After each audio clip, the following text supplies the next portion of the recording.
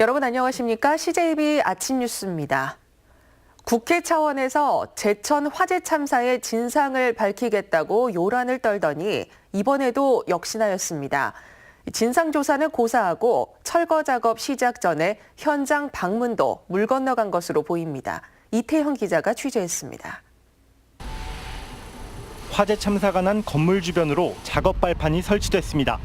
다음 주부터는 중장비를 동원해 위층부터 본격적인 철거 작업에 돌입합니다. 하지만 공문까지 보내가며 제천시의 철거 연기를 요구했던 국회의 방문 일정은 아직도 잡히지 않고 있습니다. 더구나 진상조사위원장을 맡은 바른미래당 권은희 의원이 대표 발의한 사법개혁법의 파행으로 사실상 현장 방문조차 어려워졌습니다.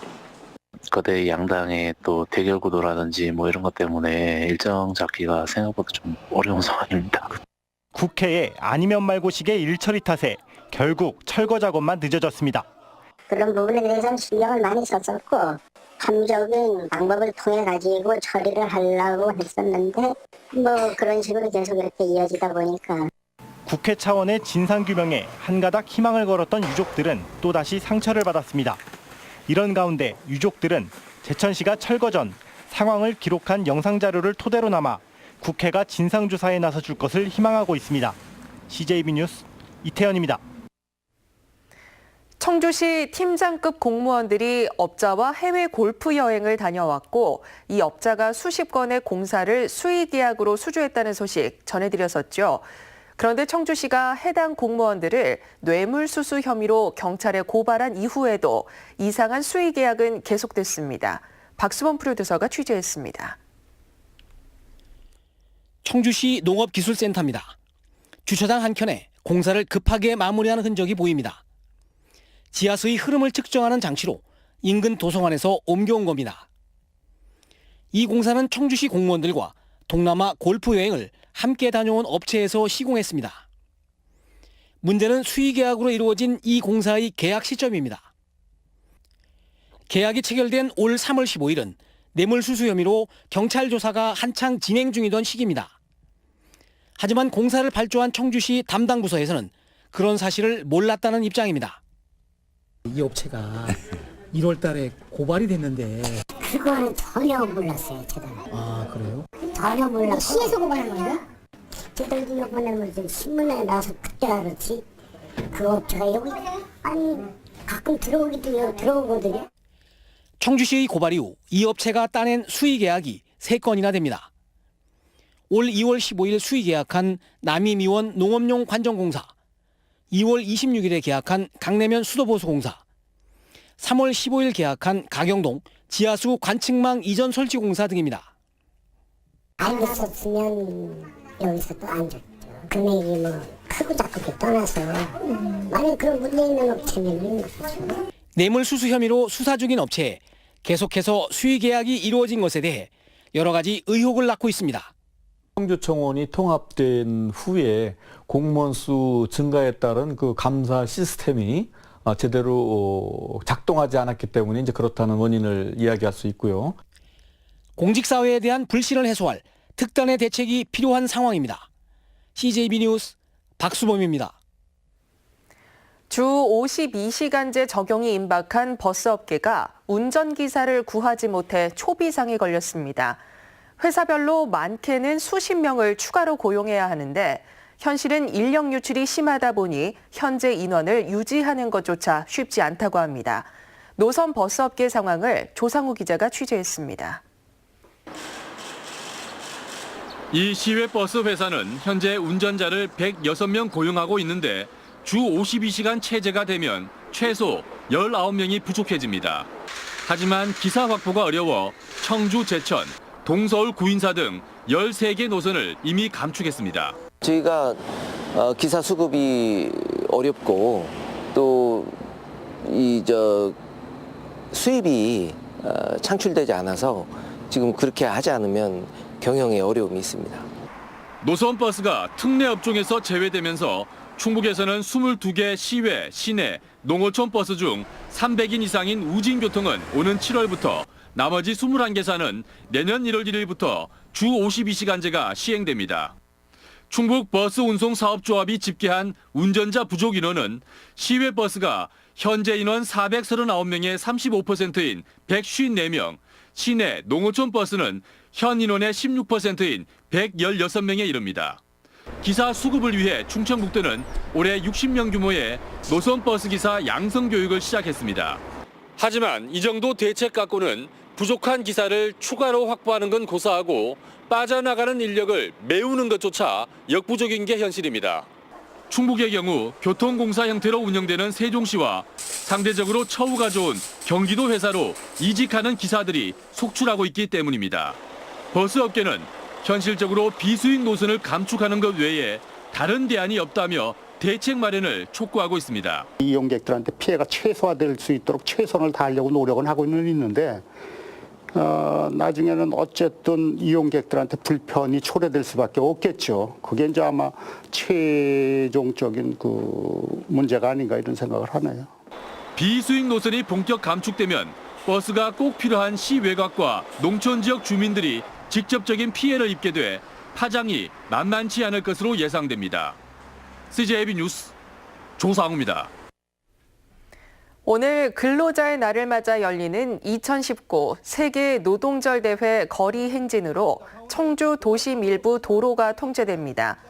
충북도청에서 청주시청까지 오늘 오전 10시 30분부터 12시 30분까지 2시간 동안, 청주체육관에서 도청까지는 오후 3시 30분부터 5시까지 도로 일부가 통제될 예정입니다. 지난해 CJB의 충북대학교 병원 직원 자녀 채용비리 의혹 보도와 관련해 교육부가 징계 처분을 내렸습니다. 교육부의 공공기관 채용비리 전수조사 결과 충북대병원은 직원 자녀가 신규 채용에 응시한 사실을 알고도 병원장에게 보고하지 않고 면접에서 최고 점수를 부여해 정규직으로 채용한 것으로 드러났습니다. 또 응시자들의 블라인드 채용 가이드라인도 지키지 않은 것으로 드러남에 따라 교육부는 관련자 3명을 문책하고 7명에게 경고 처분할 것을 통보했습니다. 네, 다음 뉴스입니다. 전국에서도 최악의 수준인 청주시 미세먼지의 원인과 실태 파악을 위해 청주시의회가 특별위원회를 구성했습니다. 소각장 인허가 과정부터 미세먼지 배출 사업장의 지도 점검 실태까지 하나하나 꼼꼼히 들여다볼 계획입니다. 정진규 기자입니다. 이의가 없으므로 가결되었음을 선포합니다. 청주시의회가 미세먼지 특별위원회를 구성했습니다. 이영신 위원장 등 청주시 의원 11명으로 구성된 미세먼지 특위는 앞으로 청주의 미세먼지 원인과 실태를 조사하게 됩니다. 특위는 가장 먼저 미세먼지를 다량 배출하는 폐기물 소각장의 인허가 과정을 들여다볼 계획입니다. 청주에서 하루 동안 태워지는 폐기물은 모두 1,440여 톤으로 전국 소각량의 18%를 차지하고 있습니다. 이처럼 과다한 소각량 허가가 적절했는지 따져보겠다는 겁니다. 미세먼지의 원인이 되는 대기오염 물질 관련 조사도 이루어집니다. 청주 지역 공장들은 미세먼지의 원인인 황산화물과 질소산화물을 각각 47%와 13% 배출하고 있습니다. 이들 공장에 대한 청주시의 지도 점검이 제대로 이루어지는지 확인하겠다는 겁니다. 특히 내년 4월 발효되는 대기관리특별법에 따라 대기오염 총량제 도입 실시 계획 등 대비책도 마련할 예정입니다. 또 서류 제출 요구라든가 현장 방문 이런 것도 청주시 미세먼지 저감을 위해서 특위위원님들과 효율적으로 잘 내실 있게 운영할 계획입니다. 미세먼지 특위의 활동 기간은 1년 2개월. 적지 않은 시간인 만큼 철저한 조사 계획이 선행돼야 할 것으로 보입니다. CJB 뉴스 정진규입니다. SK하이닉스가 법인 지방소득세로 1,818억 원을 청주시에 납부했습니다. 이는 청주시가 징수한 단일기업 지방소득세로는 사상 최대 액수로 청주시가 올해 징수할 전체 지방소득세의 70%에 육박하는 규모입니다. SK하이닉스가 청주시에 납부한 지방소득세는 지난 2015년 373억 원에서 올해 1,819억 원으로 5배 가까이 늘었습니다. 지난 3월 충북 지역 제조업 생산이 1년 전 같은 달보다 1.8%, 한 달 전보다는 4.4% 증가했습니다. 충청지방통계청이 공개한 3월 중 충청 지역 산업활동 동향 자료에 따르면 충북은 식료품과 전자부품, 의약품 생산 증가에 힘입어 소폭의 상승세를 보였습니다. 전국 유일의 한국교육개발원 정책학교이자 충북 최초의 자율형 공립고인 진천 서전고가 올해 첫 대입을 치릅니다.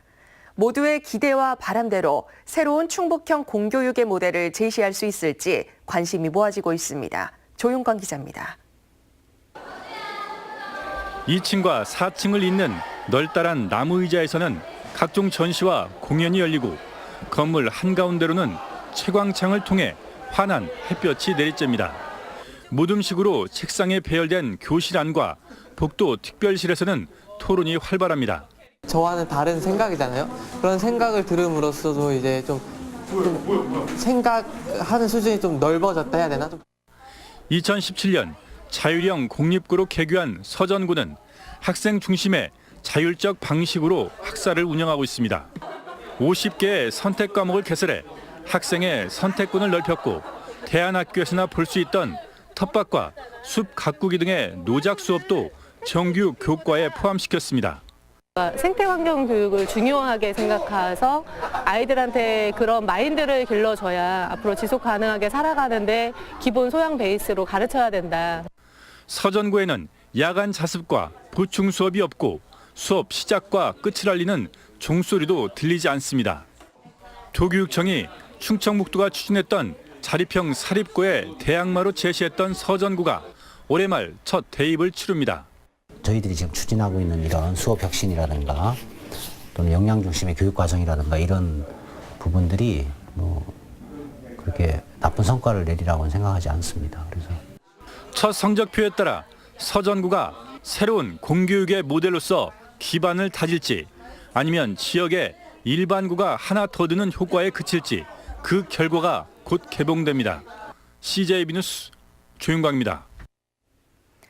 충북교육청이 학생들도 학교운영위원회 회의에 참석할 수 있도록 하는 내용의 조례 개정안을 입법 예고했습니다. 개정안에는 학교운영위원회가 학생들의 학교 생활과 밀접한 안건을 처리할 때 학생 대표 등이 참석할 수 있다는 조항을 신설했습니다. 또 정당인의 학교운영위원회 참여를 제한하는 규정도 삭제했습니다. 충청북도가 20여 년 만에 도 경계에 설치된 홍보 조형물을 교체합니다. 도는 지난 2000년부터 도내 38곳에 도 캐릭터인 고드미와 바르미를 설치했지만 충북의 이미지와 미래상을 반영하는 데 한계가 있다는 지적을 받아왔습니다. 충청북도는 주민의 의견 수렴과 자문회의를 거쳐 오는 11월까지 디자인을 확정한 뒤 2021년부터 도계 조형물을 교체할 계획입니다. 충청북도는 이번 달 말까지 산나물, 산약초, 불법 채취를 집중 단속합니다. 단속 대상은 산나물과 산약초, 집단 생육지 등에서 산림 소유자 동의 없이 채취하는 행위와 관광버스를 이용한 집단 채취 행위 등입니다. 불법 채취자는 5년 이하의 징역 또는 5천만 원 이하의 벌금에 처해집니다. 다음은 문화행사 소식을 안내해드립니다.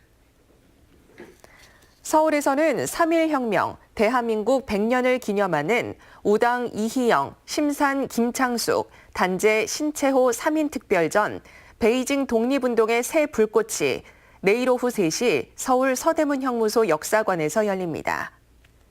청주에서는 한반도 평화 프로세스와 충북의 전략을 주제로 한 평화통일 열린 포럼이 오늘 오후 1시 30분 미래여성 플라자에서 열립니다. 충주에서는 충주시 공직자 한마음 체육대회가 오늘 오후 1시 40분 공설운동장에서 있습니다. 끝으로 날씨입니다. 충북지방 오늘 가끔 구름 많은 가운데 남부 지역을 중심으로 오후 한때 비가 조금 오겠습니다. 예상되는 강수량은 5mm 미만입니다. 낮 최고 기온은 청주, 충주 22도, 제천 21도 등 20도에서 22도로 어제와 비슷하거나 조금 낮겠습니다. 오늘 오후부터 남부 지역을 중심으로 돌풍과 함께 천둥, 번개가 치는 곳이 있겠습니다. 안전사고와 시설물 관리에 유의하시기 바랍니다. 이상으로 CJB 아침 뉴스를 마칩니다. 고맙습니다.